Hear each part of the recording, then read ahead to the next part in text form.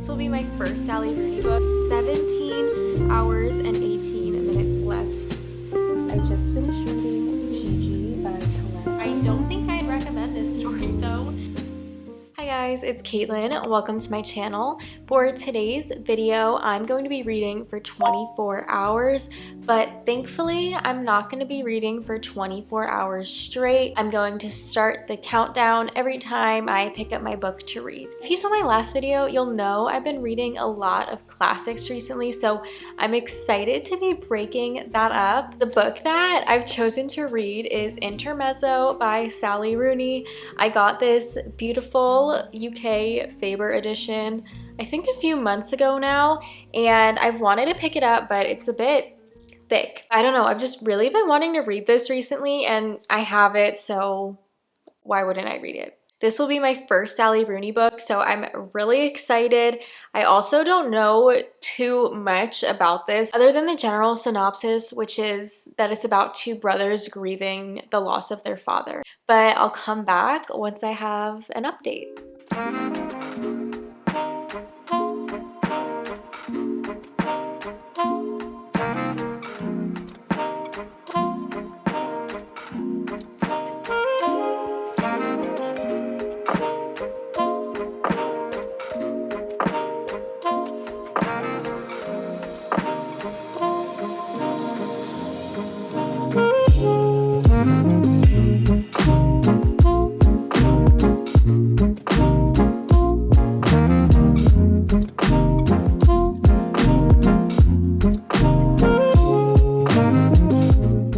Hi guys, it is now 2 days later and I've made pretty good progress on this challenge and in Intermezzo. I have read for over 6 hours, almost 7 hours. I have 17 hours and 18 minutes left in this challenge. I am a slow reader, so I kind of expected it to take me a while to finish this because this is, I think, 440 pages, but I am halfway through. I'm on page 235, about to start chapter 10, and I've been reading this without the dust jacket on, and I just put it on upside down. Anyway, but I have actually been loving this book, and I'm a bit surprised because there's really no plot here. It's mostly a character study on the two brothers who are Peter and Ivan. Peter is in his early 30s. He's definitely having some existential feelings. He sees this woman, Sylvia, who used to be his girlfriend, but after a bad accident, Sylvia has been unable to be intimate with men and she doesn't want to date. But Peter is still in love with her and they hang out almost every day, but it's more of like a platonic friendship weird situation. And then he's seeing this other woman, Naomi, who is 23, and that's really who he's intimate with. And then we have Ivan, who is 22. He's very socially awkward. Peter wonders if he's autistic. I don't know if he is or not, but he definitely overanalyzes every social situation. He's also this chess master. He actually meets this woman, Margaret, who is 36, and they're having a relationship, and that's complicated because Margaret thinks she's too old for Ivan. Ivan doesn't care, and now Ivan told Peter, and Peter has kind of been judgmental about the age difference, even though he is seeing a 23-year-old. And of course, they're both going through grief over losing their father. And I am just loving this so far. I'm loving how in-depth we're going into these characters, but also into the women characters in this book, whether it's Naomi, Margaret, Sylvia. Like, I am just loving it. I'm really into Sally Rooney's writing. She's so good at humanizing these characters, humanizing their situations, their thoughts and feelings. I truly think this is so great, and I can hardly put this down. If you are looking for something with more plot, something with a resolution, a conflict, this might not be for you. And then actually this morning I started reading something a bit different. I started reading the Norton Anthology on Theory and Criticism. Now, I wasn't sure if I wanted to include this in the challenge, but I am reading, so I decided to. But I have just been so interested in, I don't know, like literary analysis and making connections within literature. And I don't have any formal education on that. I didn't go to school for literature or classics, so I really just want to get a more broad understanding, especially because I read so many classics and I love seeing whenever there's a reference to something, especially something that I've already read, which I see a lot in Russian lit. I just started this. I'm still in the introduction. It's gonna take me forever to read. So let me know in the comments if this is something you guys would want updates on. If you have any recommendations on how to get started, I would appreciate that so much. I'm actually gonna go sit outside for a bit, I think, and read because it looks so nice out.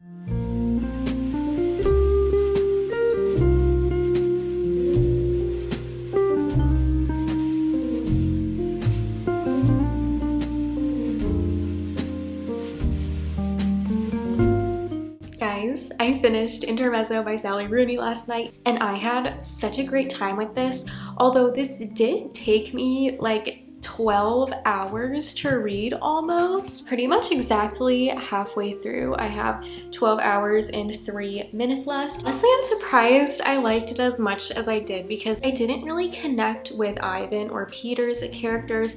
I much more liked the women characters. I liked Margaret, Sylvia, Naomi, and I was kind of surprised at how male dominated this book was.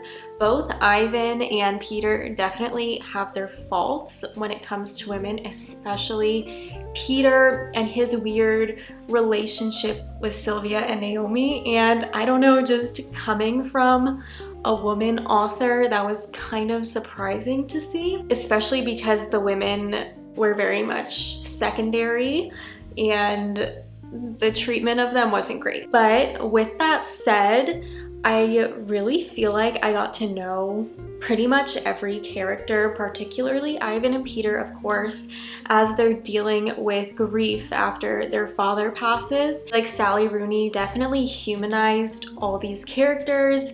I do think Naomi and Sylvia were like, I don't know, that's like a dream scenario for Peter.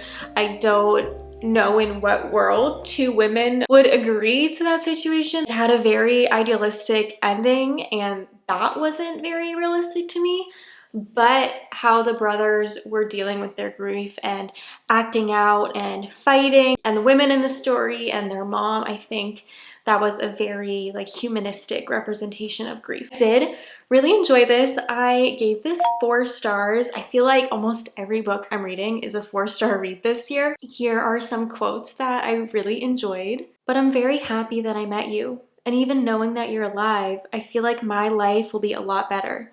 Just being able to remember being with you and having such a nice experience together. I think this one's my favorite.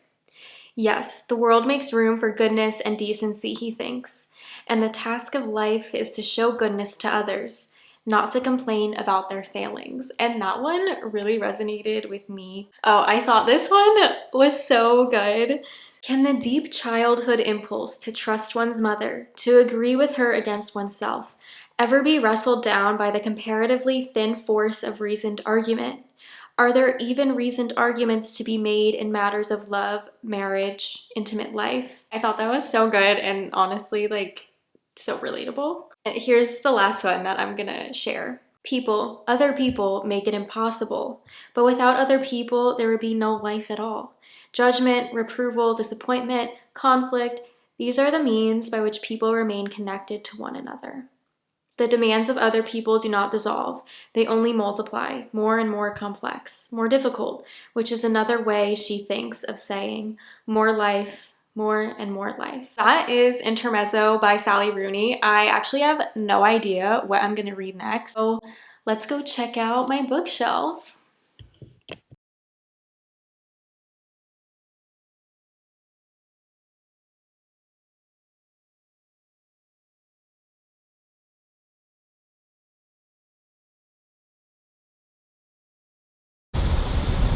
It is so hot today. I hope you guys can hear me. We'll see.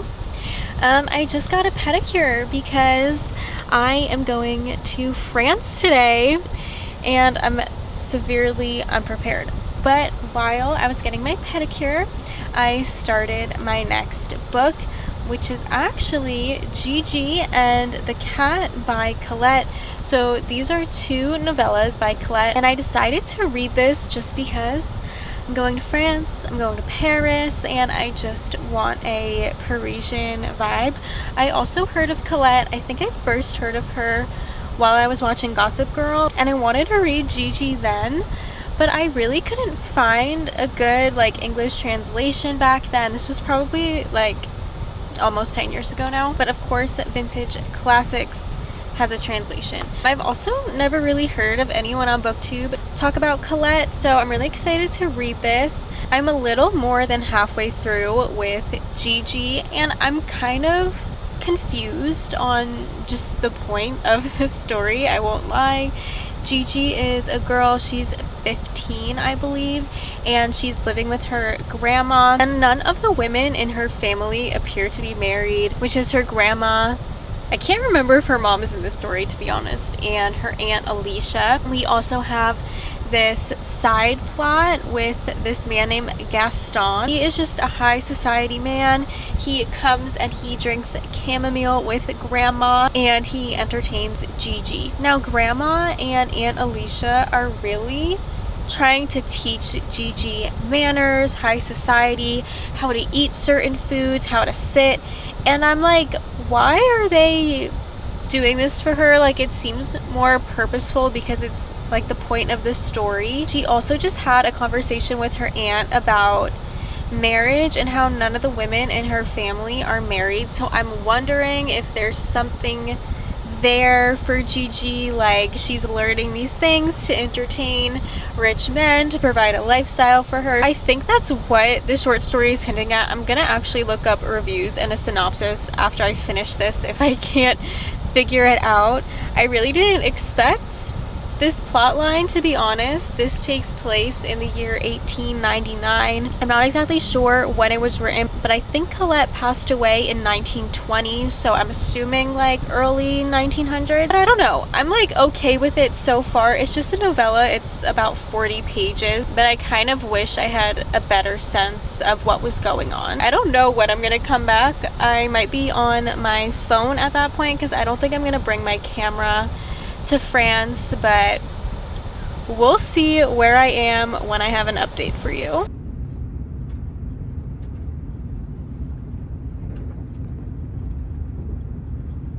Hey guys, so I'm currently in France, which is so crazy to say, but I wanted to start getting ready for the day and then give you an update on my challenge because I'm still in progress. I was hoping I would be done by the time that I got here, but no. I still have 10 hours and 28 minutes left of this challenge, and hopefully I can complete it while I'm here. I don't know. We'll see. I just finished reading Gigi by Colette on my Kobo, and I don't know. I don't know. Last time I checked in with you guys, I wasn't really loving it because I didn't understand what was going on. And I still don't really know what happened. Gaston, he is this man who kept coming to Gigi's house and hanging out with her grandma, and after my last update, he actually came to ask Gigi to marry him. And Gaston has a lot going on. He's always involved in drama, always has escapades with different women, and Gigi originally said no. She was like, I don't want that. I don't want to be just another woman to you. I don't want to marry you, be in love, and then you leave me and do what you did to other women. And I was like, yes, Gigi, yes, this is what I want from you. Her aunt and grandma are trying to persuade her, no, you need to marry this man. Like, what is wrong with you for not wanting to marry Gaston? He's rich, he's in love with you. And by the end of it, I don't know if I should spoil it. I guess I'll spoil it. It's a novella. Basically, she does decide to marry Gaston, her reasoning being that she'd rather be miserable with him than miserable without him. And then literally the story just ends. I really wonder if I look this like orange in real life. Honestly, I could. Whatever. Probably rate Gigi like a 3-star. I don't know. I'm going to read The Cat by her, which is also in this Vintage Classics edition. I don't know what it's about. Presumably a cat. I do like Colette's writing so far. It's just very girly, which I like. I'm enjoying reading this like while in France. But that's kind of it for my reading update. I really haven't read that much because my flight was overnight, and then by the time I landed and like we were on the train to Strasbourg, probably butchering that name, but that's where I am now, I was just like so tired and unfocused. Like I literally just stared out the window for the whole train ride. I'm gonna finish getting ready. I might start The Cat, and then I think we're heading to this medieval part of the town, which I'm so excited for. The architecture has been absolutely insane here. I will insert some clips of my little journey. That's my update on Gigi and Colette. I will see you when I see you.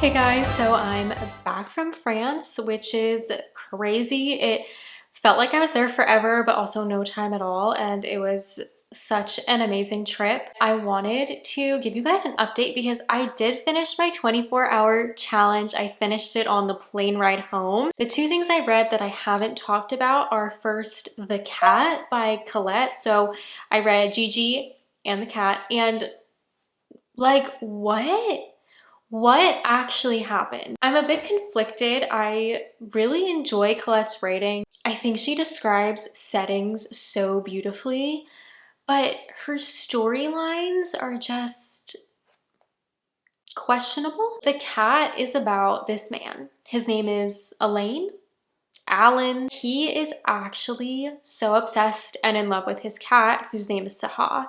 It's very concerning, and I don't know why I was reading almost about bestiality, because this man ruined his marriage over his cat because he was so in love with the cat and not his wife.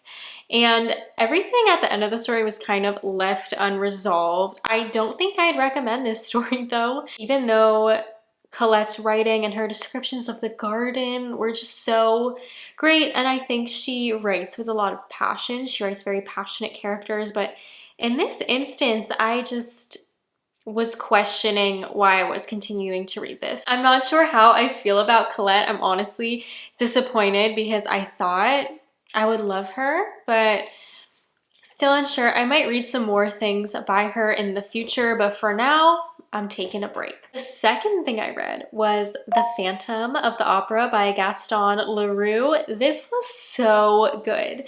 It was funny, it was creepy. I love when books or movies are creepy or scary in like a religious way. If you couldn't tell, I went to Catholic school growing up. We have the opera ghost, the Phantom of the Opera, who's of course haunting the opera house, and the story is written by a reporter or a journalist. He's basically detailing what happened. There's a very passionate love story between Christine and Raoul, but the opera ghost is in love with Christine and he wants her to marry him and she doesn't want to. It was written so well. It was very creepy, gloomy, passionate, just, oh, it was so good. I would give it probably like 4.5 stars. It didn't like change my life or anything, but it was such an enjoyable read, and I feel like you could read this even if you don't really read classics. I highly recommend it. It's not that long either. I think it's around 230 pages, but it was excellent. Loved it so much. I finished my 24-hour challenge a little before finishing the Phantom of the Opera, but